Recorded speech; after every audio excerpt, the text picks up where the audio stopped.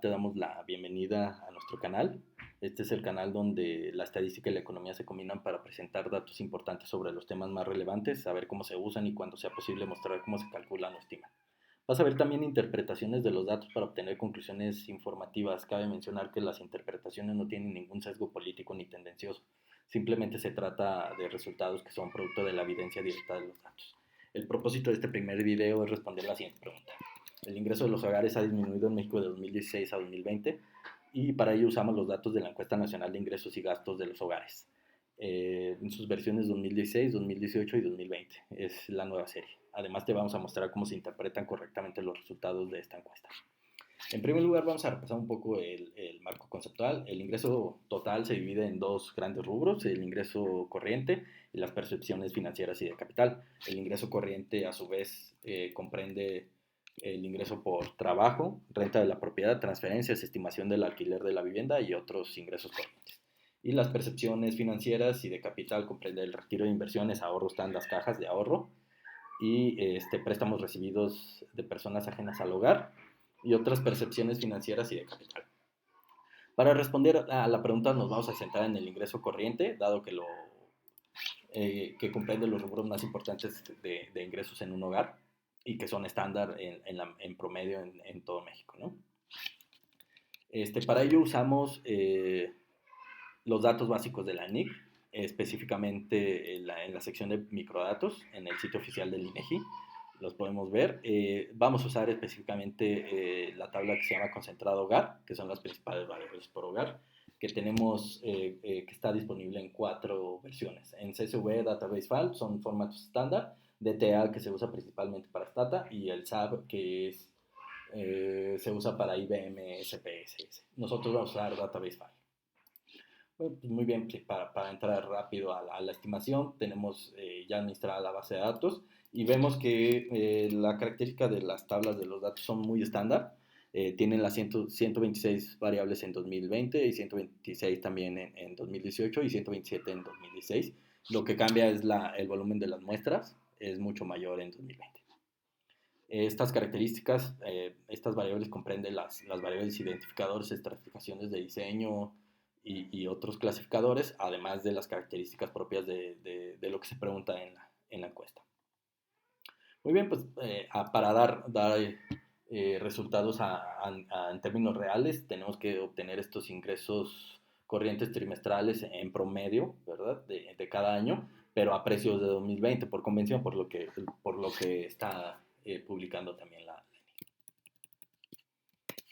Y directamente vamos a estimar con nuestra función. Esta función la implementamos en el laboratorio, se llama F35 Lighting 2 y es una implementación propia de StatSecola. Con esta se procesan los estimadores no solamente de total y los promedios, también de las razones de Horowitz y Thompson, que son propias de este tipo que es para estimar correctamente estos indicadores en este tipo de encuestas probabilísticas. Ya se procesó el periodo 2016-2018 y está procesando el periodo 2020. Vamos a obtener un instrumento gráfico, una gráfica con la que vamos a obtener conclusiones directas, ¿no? Y es directamente interpretable. Muy bien. Aquí tenemos los estimadores centrados de cada uno de los intervalos, pues esos son indicadores puntuales. Esto quiere decir que son los indicadores que con menos error podemos, si nos piden un valor específico, un estimado puntual, pues estos valores son con los que menos incurriríamos en un error, dado que con 90% estos intervalos de confianza nos dice que con 90% de confianza el valor verdadero de este indicador, de este ingreso trimestral corriente, está dentro de este intervalo en 2016. A su vez, en 2018 en este intervalo y en 2020 en este intervalo. ¿Qué es lo principal para interpretar correctamente estos resultados? Pues verificar la exactitud estadística, ¿no? De estas estimaciones. El coeficiente de variación en 2016 es poco menor a 3%, pero de los siguientes años es menor a 1%, incluso en 2020 es 0.8%. Entonces, con toda seguridad estadística, vemos que las estimaciones más exactas están en 2018 y 2020. Esto quiere decir que este intervalo, menor exactitud en 2016 nos provoca o sea, nos produce este tipo de intervalos que son un poco más anchos, ¿no? Y entonces en este caso, para interpretar correctamente estos resultados, estos cambios porcentuales, estas disminuciones o crecimientos que se pueden dar en este indicador, vamos a ver las cotas de los intervalos.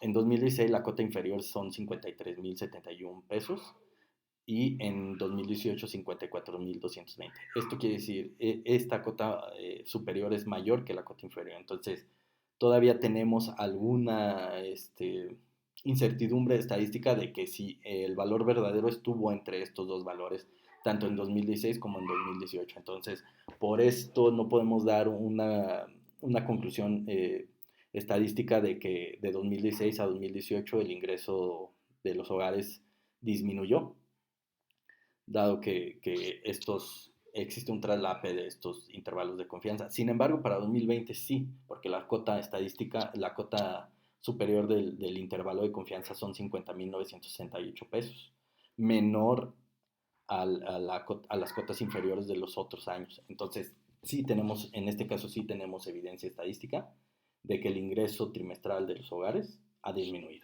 Y con eso podemos ya obtener la conclusión, responder la pregunta y obtener las conclusiones a partir de estos resultados. En México, de 2016 a 2018, estadísticamente no se puede concluir que en promedio el ingreso de los hogares disminuyó. Sin embargo, gracias a la exactitud estadística de la estimación del indicador de 2020, existe evidencia estadística, a su vez, para concluir que de 2016 a 2020 el ingreso ha disminuido en 5.433 pesos, es decir, casi 10%. Con esta conclusión terminamos este primer video.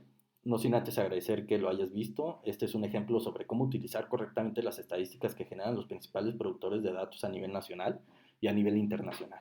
Por lo que te pedimos dejar en los comentarios temas, preguntas o datos que te gustaría conocer, manejar e interpretar correctamente y con mayor exactitud. Y sin más por el momento, estamos en contacto.